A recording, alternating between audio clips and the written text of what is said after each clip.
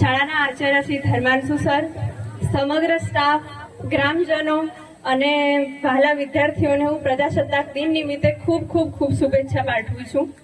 અને આ શુભ દિન નિમિત્તે મને ધ્વજવંદન કરવાનો જે અવસર આપ્યો તે બદલ ઇંગોલી શાળા પરિવારની હું ખૂબ આભારી છું. જો હું ખરેખર આ સ્ટેજ પર ઊભી છું તો એ આ શાળાના પ્રતાપે જ ઊભી છું. મારા પાયાનું ઘડતર આ શાળામાંથી થયું છે, તેથી હું ઇંગોલી શાળા પરિવારનો ખૂબ ખૂબ આભાર માનું છું. અને જો આ અવસર પર મને બોલવાનો અવસર મળ્યો તો હું જરૂર સ્ત્રી શિક્ષા વિશે વાત કરવા માંગીશ. આજે આપણે પ્રજાસત્તાક દિન ઉજવી રહ્યા છીએ. ખરેખર કહેવામાં આવે છે કે દેશ ખૂબ પ્રગતિ કરી રહ્યો છે, આગળ વધી ગયો છે, પણ શું ખરેખર લોકોના વિચારોએ પ્રગતિ કરી? ના, કેમ કે હજુ ઘણા ઘરોમાં એવા માતા પિતા છે જે પોતાની દીકરીના શિક્ષણના વિરોધી છે.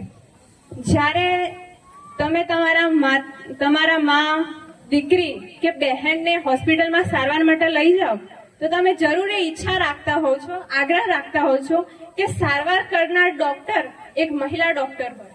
જો તમે આવો આગ્રહ રાખો છો તો એ પણ આગ્રહ રાખો કે એ ડોક્ટર તમારા ઘરની દીકરી, તમારા ઘરની પત્ની કે તમારી જ બહેન હોય.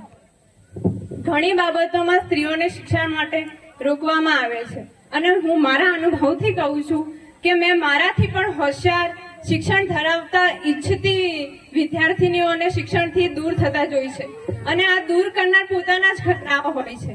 તેથી હું દરેક વાલીને કહેવા માંગુ છું કે પોતાની દીકરીને શિક્ષિત થતા ના રોકશો.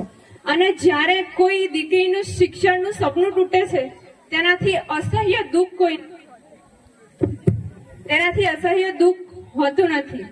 આજે પ્રજાસત્તાક દિન નિમિત્તે ઇંગોલી શાળા પરિવાર તરફથી ગામની સૌથી વધુ ભણેલી દીકરી તરીકે જ્યારે મારું સન્માન કરવામાં આવ્યું તો મેં વિચાર્યું કે હું તો માત્ર બીકોમ એમકોમની જ વિદ્યાર્થીની છું. ખરેખર સન્માન ત્યારે કહેવાય જ્યારે કોઈ દીકરી, ગામની દીકરી, શાળાની દીકરી આઈએએસ, કલેક્ટર, આઈપીએસ ની વર્દી પહેરીને ધ્વજવંદન કરે તો ખરેખર ગામનું અને શાળાનું નામ રોશન થશે.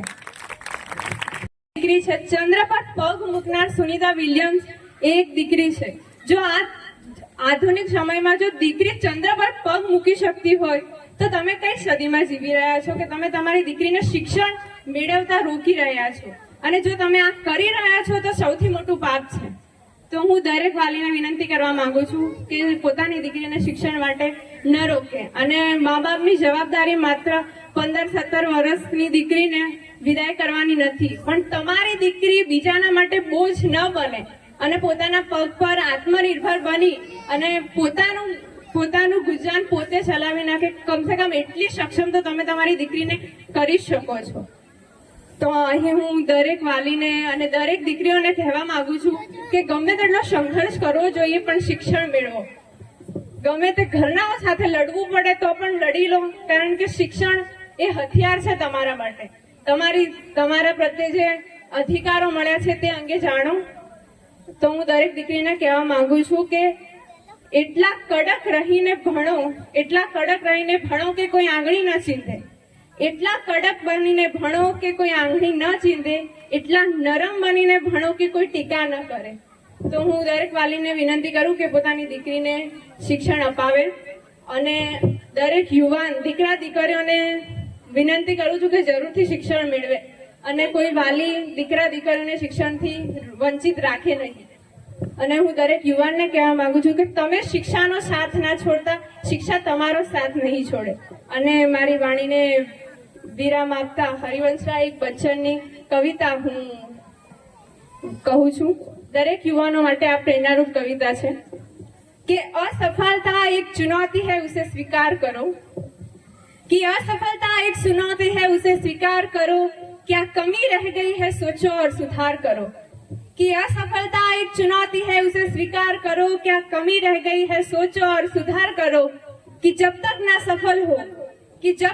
सफल हो नींद चैन को त्यागो तुम, संघर्ष का मैदान छोड़कर मत भागो तुम, कि जब तक ना सफल हो नींद चैन को त्यागो तुम, संघर्ष का मैदान छोड़कर मत भागो तुम, कुछ किए बिना जय जयकार नहीं होती और कोशिश करने वालों की कभी हार नहीं होती।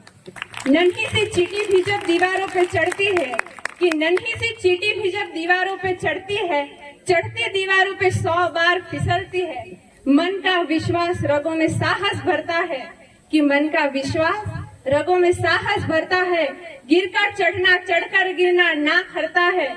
आखिर उसकी मेहनत बेकार नहीं होती और कोशिश करने वालों की कभी हार नहीं होती।